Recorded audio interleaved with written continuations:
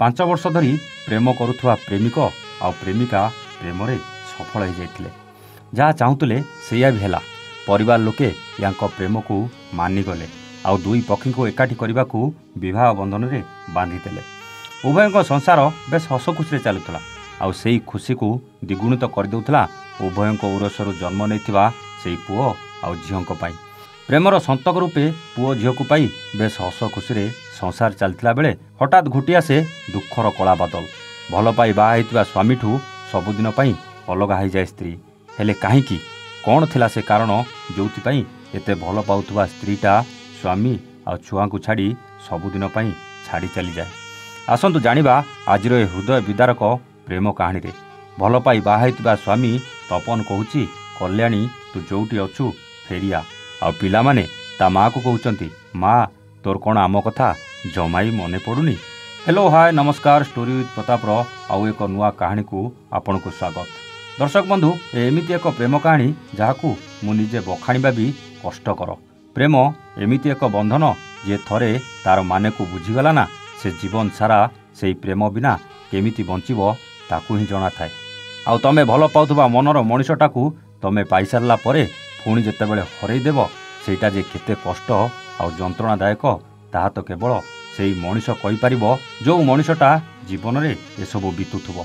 माउसी घर को बुलिबा को आसीथिबा भद्रक जिला भंडारीपोखरी अंचलर कल्याणी सहित से भद्रक जिला भंडारीपोखरी अंचलर आउ गोटे गाँवर तपन सहित प्रेम संपर्क गढ़ी उठे।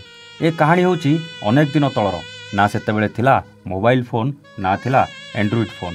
सेतेबेलर प्रेम माने सीधा सड़क देखा साक्षात नहले चिठी। माउसी घर को बुलिबा को आसीथिबा कल्याणी भी तपन प्रेम रे पड़ी जायतिला। उभयों प्रेम एमिति लुचा चोरारे 4 वर्ष चलीथिला आउ से लुचा सफा प्रेमर मजा भी बेस नियारा थिला आउ मजादार भी थिला किंतु शेष रे एमानक चोरा प्रेम धरा पड़ी जायतिला। आउ उभयों प्रेम आउ भल पाइबा को देखी परिवार लोके भी एमानक प्रेम को स्वीकार करी एमानकु विवाह बंधन रे बांधी देथिले। बस निज निजर मन पसंदर जीवन साथी को पाई बेस खुशी थिले। हस खुशी रे चलीथिला संसार। तपन भल 2 पैसा भी रोजगार करुथला आ उभय पति पत्नी कुआखियारे घर भड़ा नहीं रोते कहीं तपन सेठी ही रही तार सबू काम देखारेखा करुला। किछि वर्ष पर प्रेमर प्रथम संतक रूपे कोल को गोटे कन्या संतान आसे आउ घरटा हस खुशी रे पूरी उठे। पुणी किछि वर्ष पर पुओटे जन्म हुए। एथर आउरी खुशीटा द्विगुणित हो जाए। सबकिछि ठीक ठाक चलता बेले अचानक माड़ी आसीला दुखर कला बादल। तपन किछि कामरे सोनपुर जाइथिबा बेले तपन बापांकर देह असुस्थ हो पड़े। परिवार लोके बापा को नहीं जाजपुर हॉस्पिटल ले एडमिशन करती। जेहेतु तपन घरे नथिला सेथिपाई कल्याणी कुआखियारू जाजपुर थिबा बापांक पाखकू बाहरी जाए। खरा बेलर समय थिला। रास्ता घाट सुनसान भी थिला। जाजपुर जीवाकू कल्याणी गाड़ी को अपेक्षा करथिला बेले हठात गोटे बड़ हाईवा द्रुत गति आसी कल्याणी ऊपर को माड़ी जाइथिला आउ सेठी कल्याणीकर जीवन चली जाइथिला।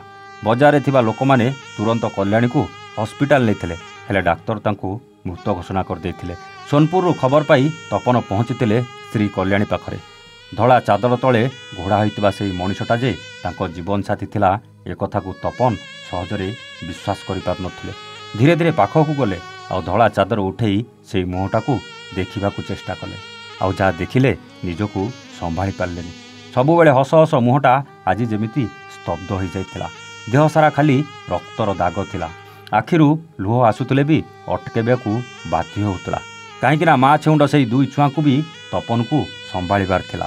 तथापि अमानिया लुह गुड़ा कौन भूल मानुला। कल्याणी एमिति अचानक छाड़ी चली जावा परे तपन जीवन में माड़ी आसिला दुखर कला बादल।